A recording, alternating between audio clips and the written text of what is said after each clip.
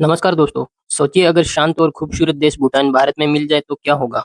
क्या यह फैसला सही होगा या इससे दक्षिण एशिया में एक बड़ा तूफान खड़ा हो जाएगा? आज हम इसी कल्पना पर एक गहरी और रोचक बात करेंगे। भूटान हिमालय की गोद में बैठा एक छोटा लेकिन बेहद शांत और सुंदर देश है। इसकी सीमाएं भारत और चीन से लगती है। भारत और भूटान के बीच रिश्ते हमेशा से अच्छे रहे हैं। भूटान की सुरक्षा, विदेश नीति और आर्थिक मदद में भारत की बड़ी भूमिका रही है। भूटान अपनी आजादी को लेकर काफी सजग है, लेकिन अगर किसी कारणवश वो भारत में मिल भी जाए तो इसका असर सबसे पहले भारत और चीन के रिश्तों में दिखेगा।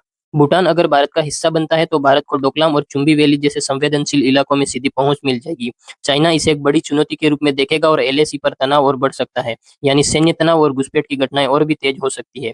भूटान एक राजशाही देश है, वहाँ का राजा लोगों में बहुत लोकप्रिय है। अगर वो भारत में विलय होता है तो सबसे पहले राजशाही खत्म हो जाएगी, जिससे जनता में असंतोष पैदा हो सकता है। भूटान की विशिष्ट संस्कृति, भाषा और उनकी बौद्ध परंपराएं भारतीय बहुलता में कहीं खो सकती है। एक खास पहचान रखने वाला देश एक आम राज्य में बदल सकता है। अब बात करते हैं आर्थिक असर की, तो भूटान को भारत के साथ मिलने से इंफ्रास्ट्रक्चर, एजुकेशन, हेल्थ और इन्वेस्टमेंट में नए अवसर मिल सकते हैं।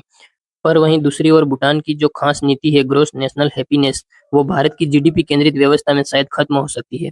इस विलय से भारत की अंतर्राष्ट्रीय छवि पर भी असर पड़ेगा। दुनिया इसे एक बड़े देश द्वारा छोटे पड़ोसी देश को शामिल करने के रूप में देख सकती है। सार्क जैसे क्षेत्रीय संगठनों में नेपाल, बांग्लादेश, श्रीलंका जैसे देश भारत से और सतर्क हो जाएंगे। भूटान का भारत में मिलना सुनने में रणनीतिक रूप से फायदेमंद लग सकता है, लेकिन भूटान की आजादी, उसकी संस्कृति और क्षेत्रीय स्थिरता के लिए एक बड़ा झटका साबित हो सकता है।